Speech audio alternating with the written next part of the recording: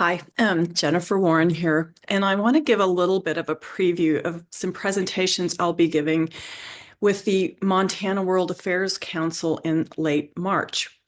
And the title of my presentation is called The Big Sync. And basically, it's about the sync up between energy, new era economy, and innovation.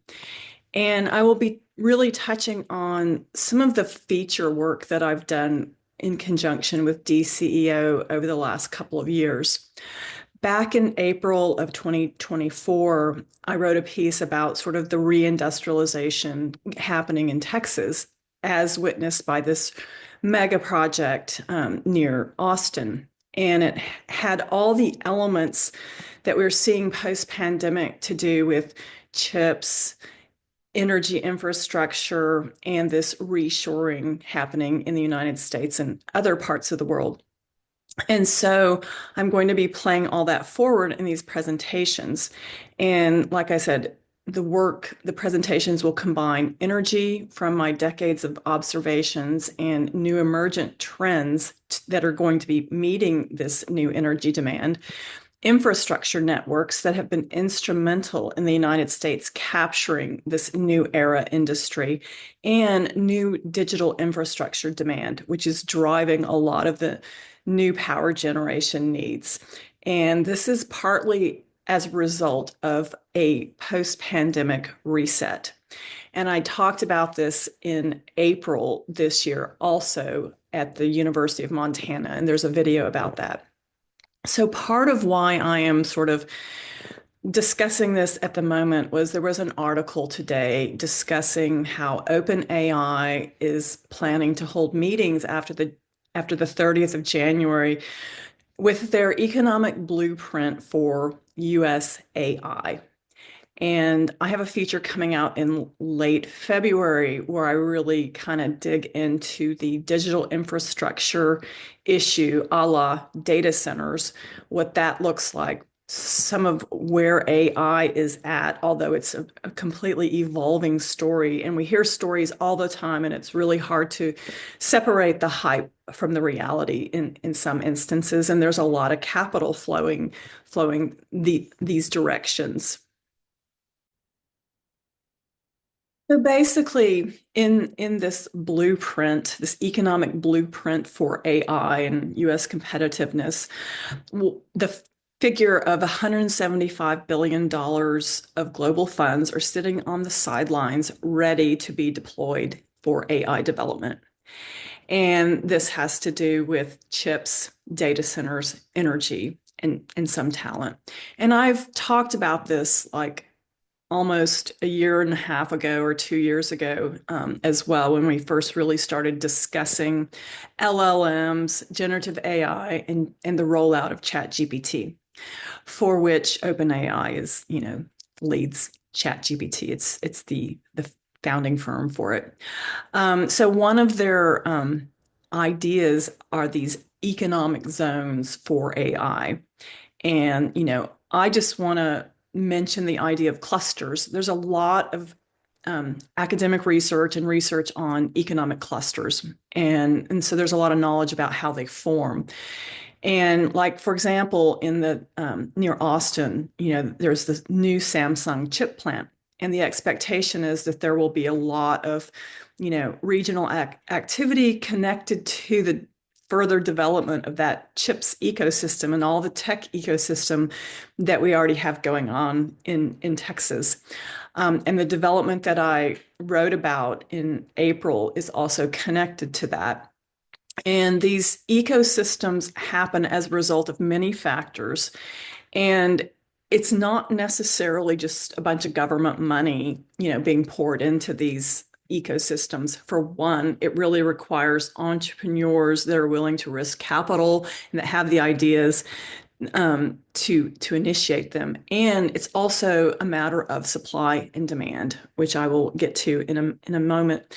And the other thing to note is just that digital goods, virtual world goods, are different than traditional physical goods. There's a lot of different dynamics as to their competitive composition. And there's an interview with a professor named Wendy Bradley that I have on my site, and we really get at this, how competition is evolving and changing in technology to do with big tech and small firms, and that there is a lot missing in between, and that has a lot of implications for the regional development of tech ecosystems. And the other factor to note is that, they want more energy infrastructure to support the AI infrastructure that we would all, like to enjoy at some point in the future. But there are established markets. Energy is a supply and demand driven market globally. And there are a lot of existing legacy systems, and the infrastructure that the United States has developed is one key in attracting a lot of this new industry that's happening in the United States. And so the thing that I think we need to guard against is having another IRA policy where you're subsidizing the supply side of things when there may or may not be the demand. And we've seen that happen in Texas, for example, with solar power. There can be excess capacity built because of subsidies, and there's a lot to all that. So one thing I just want to quickly mention in this blueprint is the idea of competitiveness and security. And all I really want to mention about that is, they talk about that there are issues with data collection, which we know because there's a lot of pushback with how these large language models just hoover in all sorts of data, and some of it, which is other people's IP from content creators and all sorts of other organizations. And so there's pushback on this, and that's a real factor. And I think part of this impetus to start these policy dialogues, which is really what OpenAI is trying to do, is that they want to have everything laid out on the table as much as possible so that there is, in fact, public acceptance of what AI might need to do, which is hoover in a lot of public information. And so there's some notes in there in their blueprint about, that we should be able to use public data. And so there's a lot of detail in the weeds with all this going forward in the future.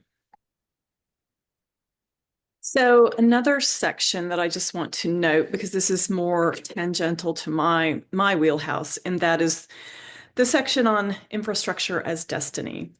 And they go on to say that this is an unmissable opportunity to catalyze a reindustrialization of the United States. And that's exactly what I wrote about in April. And it's not lost on many. I'm not the only person to be talking about this and writing about this. And so they're saying basically that we need to build this infrastructure to produce enough energy and chips to drive down the cost of compute and make it abundant. So that's a big challenge because there's a whole physical reality that goes alongside this. It's not just what we would like and what the ideas and creativity of innovation mean.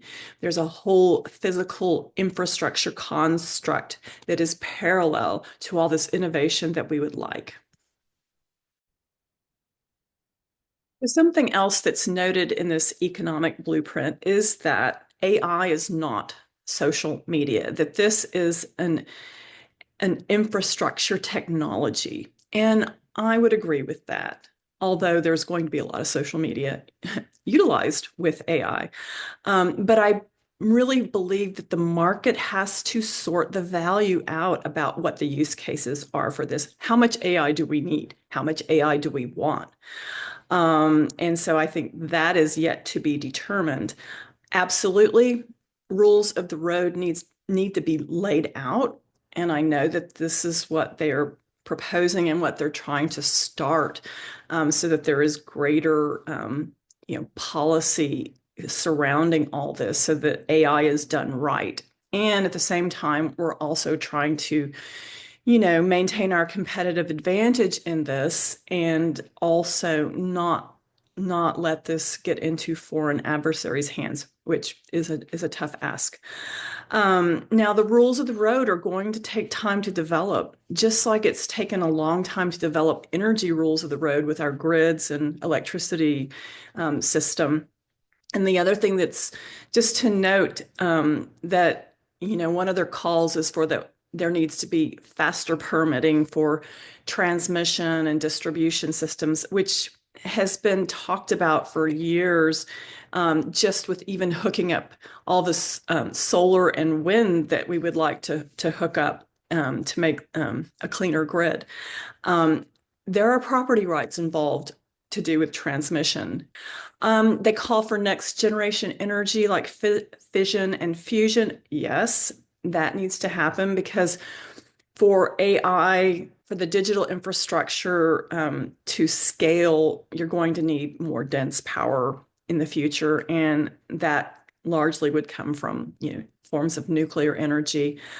Another thing, though, that's not mentioned is that in the energy world, there is a lot of waste and inefficiency. And so if we could wring out a lot of that, I think that would be helpful in, supporting the power needs of the digital infrastructure ahead.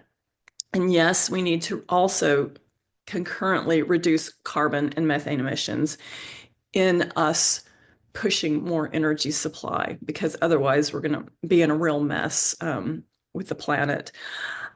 Heavy energy users, new industry, are already working on a lot of this decarbonization and cleaner energy.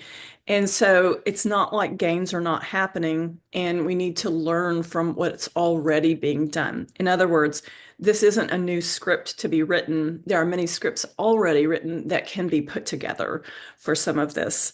And so these best practices do need to be developed. And Texas has been really a leader in this, and we're a bit of a petri dish because of our grid ERCOT and all the growth that's coming to Texas, both with corporate headquarters, data centers. We have a lot of digital infrastructure here, and we're in Dallas is like a number 2 top data center market. And yes, it's agreed that permitting does need to be speed up. There's a lot of regulatory obstacles and roadblocks, but also at the same time, you need to match supply and development with this development push. Otherwise, we're going to be wasting capital and wasting money, and we don't want to be wasting taxpayers' money on this. So there is new demand for energy, absolutely, with respect to data centers. And I wrote about that in the story called The Long Runway for New Energy Demand, which is in the November 2024 edition of DCEO magazine. And there's also a lot of new manufacturing that's also part of this demand. And this is real demand, though. This isn't just, we're going to push a bunch of AI and, create demand. So this is real demand based on real need and real industry. So I think that we need to be mindful of that. And also, as I noted in my last feature, The Long Runway, entrepreneurs have been integral to the development of the United States energy infrastructure and why our system works so well, unlike other places around the world where policy is government-led, heavily subsidized, and we're seeing cracks in a lot of those policies as we move forward. Also, just to note is this reindustrialization is a response to reshoring, changing trade patterns in economies. And this energy disruption that we're seeing is by virtue of market changes to supply and demand. In other words, it's based on economics, not just wishful thinking. Digital infrastructure should be beholden to the same forces as all other things that we're trying to propose, like new industry, new chip plants, energy, all of it. And so this $175 billion sitting on the sidelines, we don't need to just, put kerosene on it. So I think with any plan going forward, credibility is absolutely key. We need to have credible plans and plans that are not fostering dependence on government subsidies. I would say in this economic blueprint, there is a high degree of self-interest that is evident. And there is obviously the desire to have public buy-in for AI's development. And I think AI's development has to prove itself out over time. And so these are all the forces that are happening. And I know there's a lot of opportunity ahead, absolutely. And we'll just see how it all evolves, and I'll be part of that.